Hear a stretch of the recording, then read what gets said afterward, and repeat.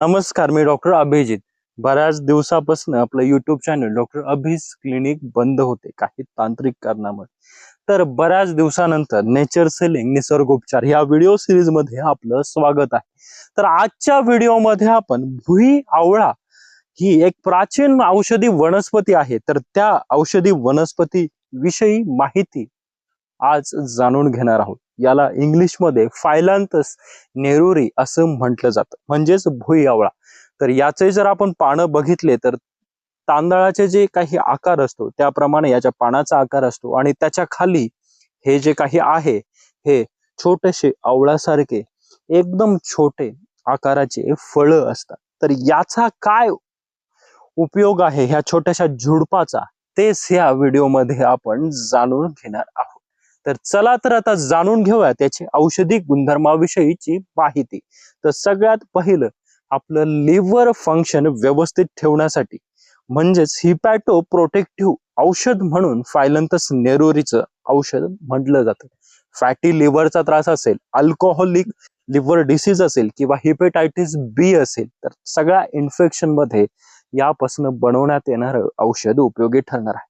आणि सगळ्यात जबरदस्त फायदा याचा मूत्र विकारांवर आहे. मूत्रपिंडाचे जे काही विकार असतील त्यावर हे उपयोगी ठरतं.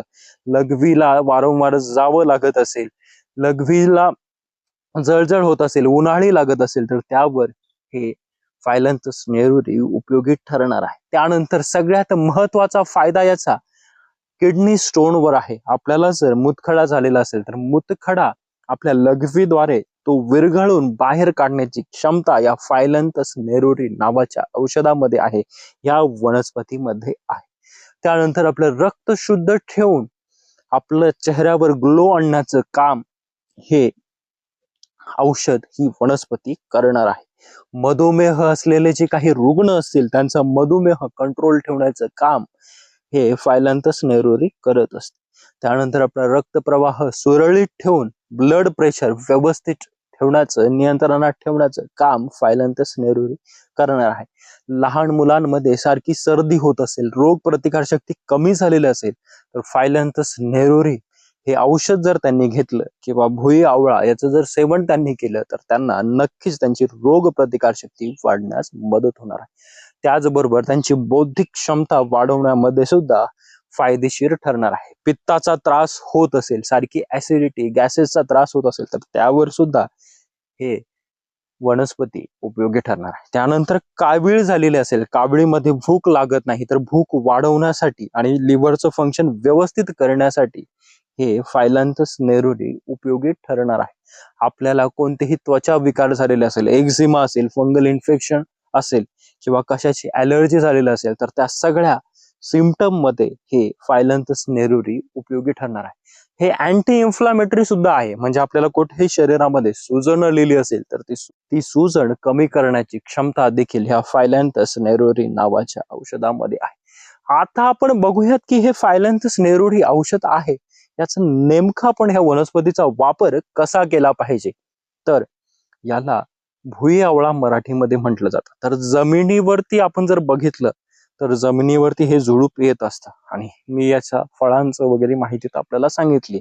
याच्या पानाचा रस औषधी गुणधर्मयुक्त मानला जातो. यापासून अनेक औषधं बनवले जातात. अनेक टॅबलेट्स फॉर्म मध्ये असतील किंवा मग याच्या जे काही सिरप फॉर्म मध्ये आहे फायलंथस नेरुरी ते आपण घेऊ शकतो. होमिओपॅथी मध्ये सुद्धा फायलंथस नेरुरी मदर टिंचर किंवा सोल्युशन आहे. तर हे औषध आपण होमिओपॅथी आणि आयुर्वेदामध्ये सुद्धा विविध काढ्याच्या फॉर्म मध्ये, सिरपच्या फॉर्म मध्ये किंवा टॅबलेटच्या फॉर्म मध्ये घेऊ शकतो. तर अशा प्रकारे आपण ह्या औषधाचा उपयोग घेऊ शकतो. फक्त हा औषध आपण घेत असताना आपल्या डॉक्टरांच्या सल्ल्यानेच, आयुर्वेदाचार्य जे आहेत त्यांच्या सल्ल्यानेच याची मात्रा किती घेतली पाहिजे, काय घेतलं पाहिजे हे डिसाइड करायचं आहे. आपल्याला जर हा व्हिडिओ आवडल्यास या व्हिडिओला लाईक करा. हा व्हिडिओ माहितीपूर्ण असल्यामुळे जास्तीत जास्त शेअर करा आणि आपण आणखी माझं YouTube चॅनल डॉक्टर अभिज क्लिनिकला सबस्क्राईब केलं नसेल तर जरूर सबस्क्राईब करा.